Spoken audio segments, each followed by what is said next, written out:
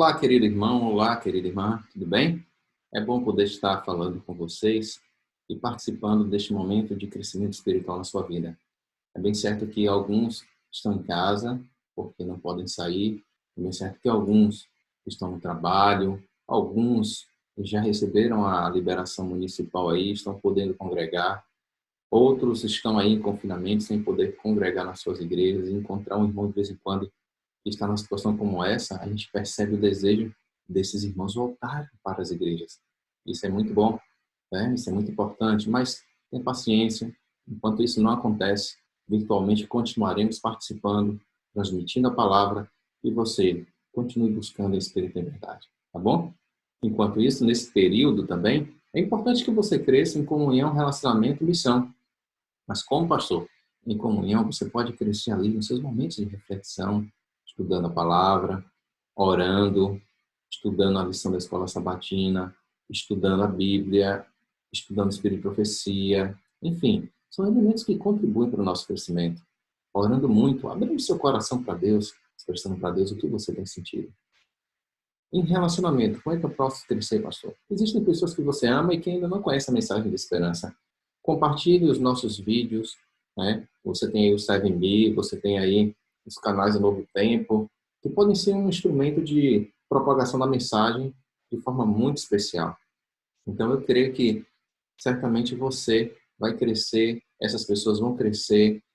Te desafio a dar um estudo bíblico virtual, e a gente tem visto lindos testemunhos aí de pessoas que têm dado estudos bíblicos virtuais. Então, não deixe de crescer em comunhão, em relacionamento e missão, tá bom? Mas antes de abrirmos a palavra, eu gostaria de te convidar a fechar os seus olhos para falarmos com Deus. Feche seus olhos aí, você está agora. Bendito Pai, em Tua presença, Senhor, nos colocamos neste momento, pois acreditamos que o Seu Santo Espírito está falando a cada coração que fechou os olhos e que está ouvindo a Tua palavra. Por favor, Senhor Jesus, transforma-nos a cada dia da nossa vida e fortalece-nos para que possamos crescer em espírito e em verdade. Essas bênçãos clamamos em nome de Jesus. Eu gostaria de compartilhar com vocês uma história muito conhecida, mas que tem uma significância muito grande para a vida do cristão. Uma pessoa que andava ali buscando ouvir a voz de Deus, viver a palavra de Deus, Elias. E num momento muito interessante lá, no livro de 1 Reis, capítulo 17, a partir dos versículos 1, nós encontramos uma trajetória linda de um homem que confia em Deus. Um homem que havia feito uma profecia, essa profecia se cumpriu, a terra ficou seca por aproximadamente 3 anos e meio, e Deus disse para ele, olha, você vai fugir, vai ficar do lado de um lago, nesse lago você vai ter água para beber e fique tranquilo, porque o seu alimento os corvos levarão. Interessante é que depois de 3 anos e meio, Deus volta para ele de novo e diz, olha, o riacho secou, você não tem mais água. Então você vai procurar, vai até a cidade de Sarepta, e nessa cidade você vai encontrar uma viúva.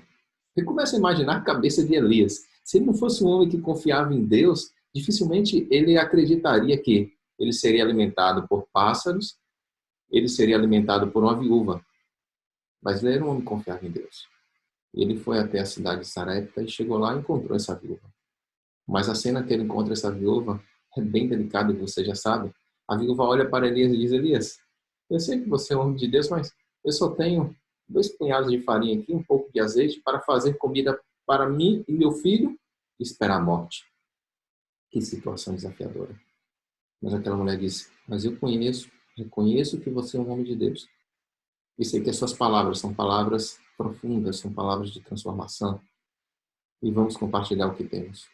E aquela viúva, ela começa a retirar ali os punhados que ela tinha de farinha, as gotas que ela tinha de azeite ali, e percebe que se torna uma fonte inesgotável.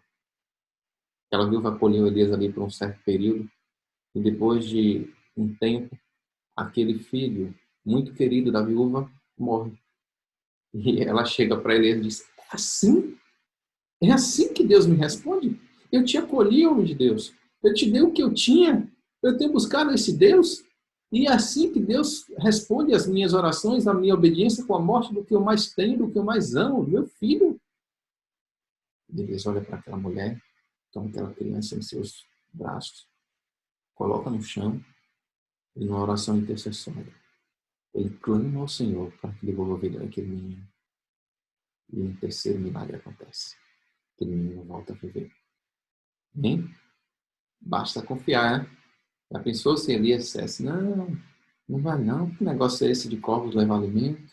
Não, uma viúva naquela época não tinha recurso nenhum para sustentar ninguém. Confiar numa viúva? Já pensou se ele diz, mulher, é isso mesmo, a vida é assim. A gente nasce, morre, fazer o quê, né? Mas não, Elias é um homem de confiança. Elias buscou esse Deus poderoso. Elias se entregou a esse Deus poderoso. E Elias, agora, está passando por um processo cada vez mais desafiador. Deus agora desafia Elias a buscar o retorno. Ele deveria procurar o rei Acabe. Os capítulos 18 da Palavra de Deus, do livro de 1 Reis, você pode acompanhar aí, abrindo a sua Bíblia. O capítulo 18 retrata muito bem o que começa a acontecer. Ele se apresenta diante de Acabe. Acabe foi um rei que literalmente acabou com tudo que era espiritual diante do povo de Judá. Acabe foi um rei que exterminou praticamente as oportunidades de um povo se consagrar. E adivinha o que Elias faz com Acabe? Ao voltar ali, ele desafia Acabe a reunir ali os sacerdotes de Jezabel no Monte Carmelo e clamar por chuva. A chuva naquela época era associada aos deuses que eles adoravam, que aqueles profetas veneravam, que era justamente quem? Baal. Eles acreditavam que Baal era responsável pelo sustento.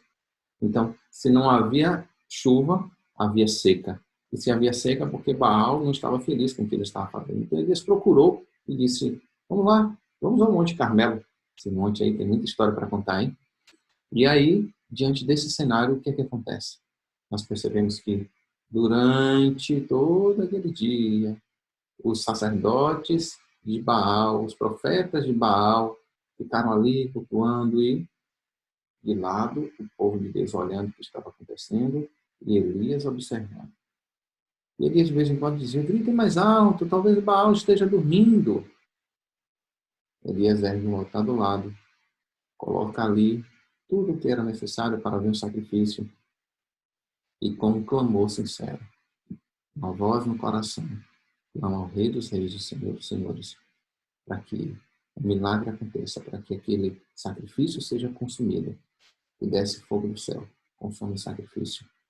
Lambe a água que estava nos córregos ao redor. E aí aquele povo fica impressionado.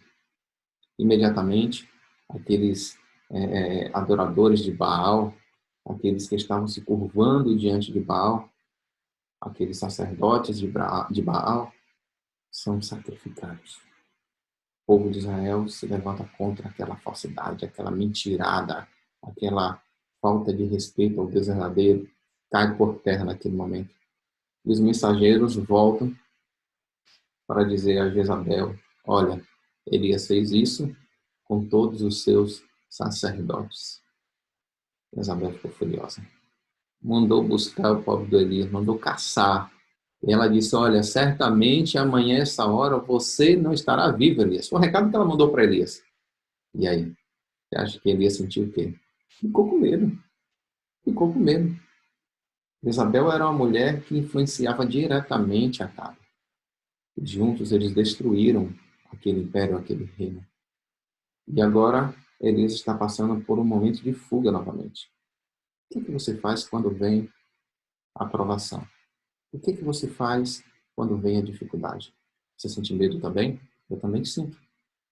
Mas diante do nosso medo, quem você busca? Sabe, é lindo encontrar e perceber como Deus operou grandes milagres ao longo do ministério de Elias, mas agora é triste ver o que começa a acontecer com Elias. E observe que no capítulo 19, ele começa a fugir e o versículo 4 diz que ele caminhava pelo deserto de um dia e veio e se assentou debaixo de um zimbro e pediu ao Senhor a morte de si mesmo. Ele disse, basta, toma agora, Senhor, a minha alma, pois não sou melhor do que meus pais.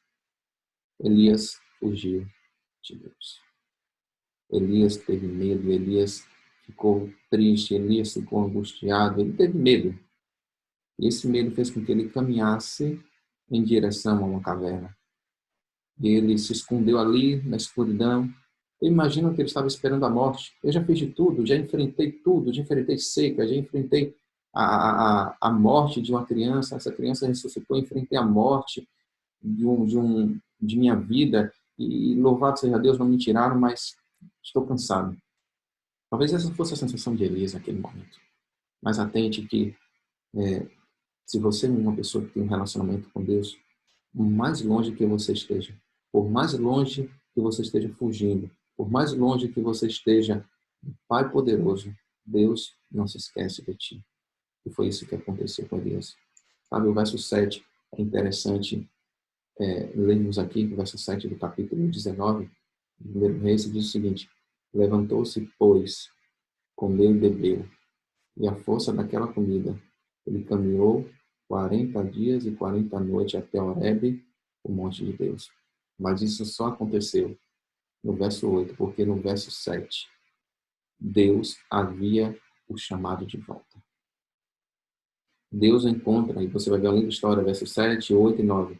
Deus o encontra numa caverna e diz: Elias, vem comigo aí, verso 9. O que você faz aqui? O que você está fazendo aí? O que você está fazendo triste aí? Por que você está se escondendo? E talvez eu esteja falando para alguém que esteja passando por um momento muito difícil na tua vida. Talvez a tua geladeira já não esteja tão farta porque você não consegue vender os produtos que te geram um lucro para poder manter a cesta básica da tua casa. Talvez você tenha ficado desempregado, talvez você esteja passando por uma crise matrimonial, talvez você esteja passando por um problema de saúde e não pode ir aos hospitais porque corre-se o risco de ser contaminado com essa pandemia. Não sei qual é a tua angústia. Eu não sei se você está com medo do problema que você está enfrentando, mas uma coisa eu sei: Deus a quem você serve é o Deus a quem eu sirvo, é o Deus que Elias serviu. E Deus foi ao encontro de Elias. E Deus está indo ao teu encontro nesta oportunidade, através da palavra que você está assistindo neste momento. E Deus quer te dizer: onde você está? O que você está fazendo aí? Sai, venha. O que fazes aí? Levanta-te. Eu te quero de volta. Eu te quero me representando. Eu te quero resplandecendo. Eu quero fazer mais milagres na tua vida. Sabe o que aconteceu com Elias? Ele ouviu uma palavra de Deus mais uma vez. E ele saiu. E ele voltou e resplandeceu. E todos sabem o que acontece. Elias retorna. E grandes bênçãos voltam a acontecer naquela nação, naquele povo. Não só Elias foi abençoado, mas toda aquela nação. E para aqueles que se colocam nas mãos de Deus, obedecem a Deus, como Elias fez, acontece o que está lá no livro de 2 Reis, capítulo 2, versículo 11. Abra aí para você perceber o que acontece com quem obedece ao Senhor, para quem se entrega ao Senhor a cada dia, para aquele que clama ao Senhor e tem a vida transformada. Capítulo 2, verso 11 diz: indo eles andando, Elias agora, junto de seu amigo, sucessor Eliseu, indo eles falando, eis que um carro de fogo com cavalos de fogo se separou um do outro, e Elias subiu ao céu num redemoinho. Que lindo, né? Aqueles que confiam no Senhor são como um monte de céu. Aqueles que confiam no Senhor sentiram medo. Sim. Você pode estar sentindo medo de algum problema que você está passando neste momento, mas tenha certeza, se você colocar o seu medo nas mãos do Pai Celestial, se você buscar este Deus em espírito e em verdade, a tua vida será transformada. E você superará esse medo, e você superará este desafio, e você superará esta pandemia. Talvez esteja falando para alguém que esteja contaminado com o vírus ou com suspeita nesse momento. Confie em Deus. Deus é um Deus de milagres. Observe que durante a história, o percurso da vida de Elias, vários milagres aconteceram. Milagres de sustento, Deus proveu alimento, Deus proveu água, Deus proveu a ressurreição, Deus proveu a libertação. E agora, Deus fala com você, o seu coração desejando prover o que você está precisando. Eu queria te convidar neste momento a refletir em quanto Deus é importante para a tua vida.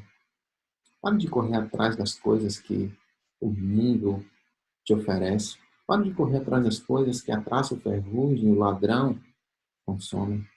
Corra atrás das coisas que edificam você, que transformam a tua vida, que te aproxima de Deus, porque isso sim te dará força, mesmo que você esteja lá no fundo de uma caverna. Isso sim te dará força para que você resplandeça, para que você saia, para que você seja vitorioso, para que você seja vitoriosa, para que as pessoas olhem para você, como aquela viúva olhou para Elias e diga: aí vai um homem de Deus, vai um servo de Deus. Essas palavras não são palavras simples, são palavras transformadoras, são palavras que certamente provêm de uma inspiração, de uma iluminação divina. Então, que Deus te abençoe, que Deus te ilumine, irmão, que você possa buscar este Deus em espírito e verdade, e que a tua vida seja transformada.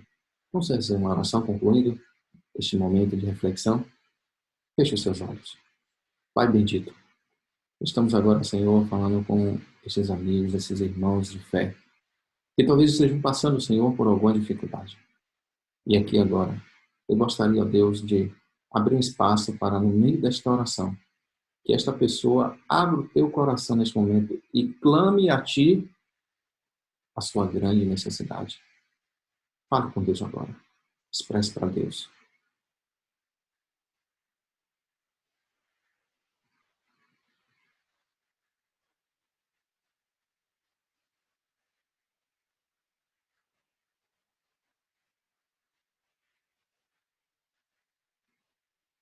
Eu não pude ouvir, Senhor, que essas pessoas clamaram a Ti.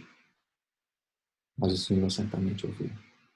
O Senhor certamente atenderá o clamor segundo a tua santa e bendita vontade.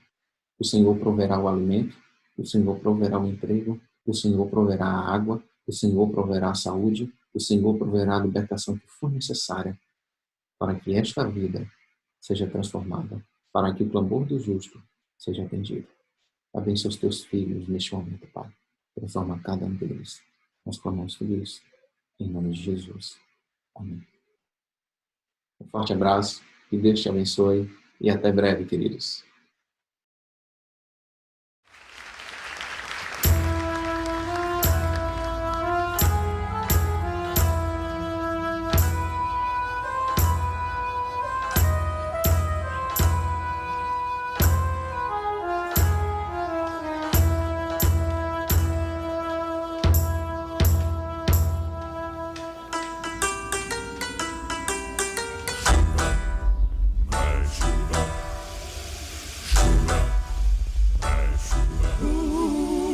Anos e meio sem chover sobre a terra do povo de Israel. O povo reclama, mas de nada adianta, nenhuma nuvem no céu. A voz corajosa do profeta Elias a todo o povo falou. A chuva não vinha por um grande pecado, o povo se esqueceu do Senhor. Ninguém se lembra de quem é o Senhor, porque agora serve mal. Por isso Elias os desafiou para uma luta que seria fatal. No alto do monte a multidão se prepara para ver a batalha final. Apenas Elias serve ao Deus poderoso e os outros servem Baal. Descem as vozes dos profetas do inferno, clamando pelo seu Deus. Talvez seja surdo ou está cochilando, pois nada lhe aconteceu. Então Elias se põe a orar, pedindo chuva sobre Israel. E o sacrifício que está sobre o altar é consumido pelo fogo do céu. O povo assustado só então reconhece que o Deus do céu é o maior. E em poucos minutos todo o céu escurece e o vento